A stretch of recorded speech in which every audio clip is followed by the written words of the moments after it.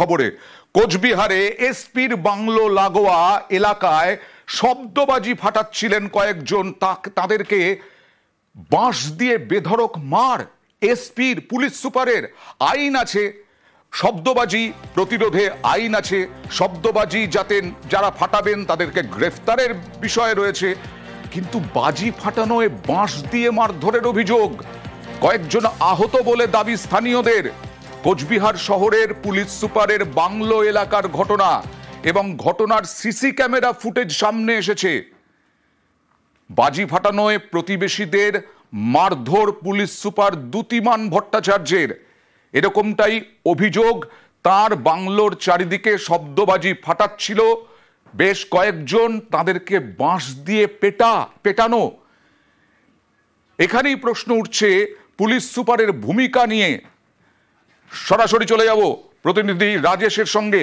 রাজেশ, কি বলছেন? Police super অস্বীকার করছেন কিভাবে? সিসি ক্যামেরায় তো দেখা যাচ্ছে।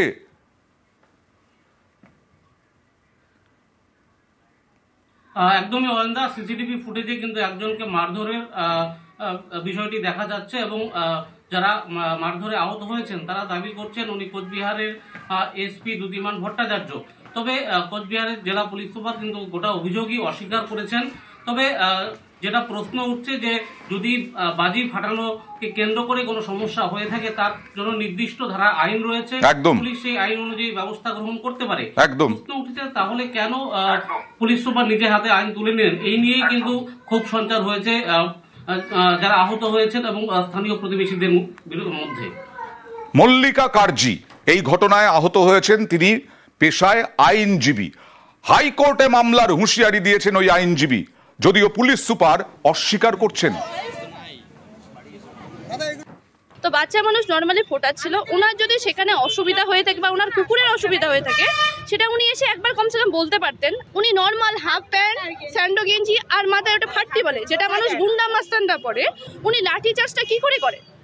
উনি ওই চেয়ারে বসে আছে সেটা সবাইকে সুরক্ষা দেওয়ার জন্য, সেটার অপব্যবহার করে গুন্ডা মাস্তানি করে মানুষের বাড়িতে গিয়ে ভাঙচুর বা মানুষের বাচ্চাকে, বাড়ির বউকে গায়ে হাত তোলার জন্য নয় নিশ্চয়ই। আমরা তো কোনো রকম ক্রিমিনাল অফেন্স করিনি। গাড়িগুলো ভাঙছে, যাকে পাচ্ছে, এমনকি রাস্তা দিয়ে লোক যাচ্ছে তাদেরকে অবধি বেধড়ক মার মারছে। আমাদের দেশের আইনি শাসন ব্যবস্থা কিরকম? সন্ধ্যে থেকে তারা বাজি ফাটাচ্ছে বিভিন্ন সময় তাকে বারণ করা হয়েছে, আমার গার্ড গিয়ে বারণ করেছে। এই আমরা ভাবছি এই শেষ হবে রাত 10টা নয় 11টা নয় 1টা অবধি ফাটিয়ে যাচ্ছে কন্টিনিউয়াস। তারপরে গিয়ে তাকে বলা হয় যে আপনারা এই করবেন না, কোনো মারধরের কিছু ঘটনা ঘটেনি, আপনাদের আমি দেখাতে পারবো যে আমার রেসিডেন্সের মধ্যে পর্যন্ত বাজি ফাটিয়েছে। সিসিটিভিতে দেখা যাচ্ছে স্যার যে এরকম লাঠি দিয়ে আপনি এক মহিলাকে মারছেন। না, এরকম কোনো ঘটনা হয়। সিসি ক্যামেরাকেও অস্বীকার করছেন পুলিশ সুপার দ্যুতিমান ভট্টাচার্য। শুধু তাই নয়, আজকে প্রতিবাদে অবরোধ করেছিলেন, সেইখানেও মারধর, সেইখানেও পেশি শক্তি, সেখানেও বল প্রয়োগ। সরাসরি চলে যাব প্রতিনিধি রাজেশের কাছে। রাজেশ, এতটা মারমুখী কেন? কতজন অবরোধ করেছিলেন? কি সমস্যা হয়েছিল ছুটির দিনে?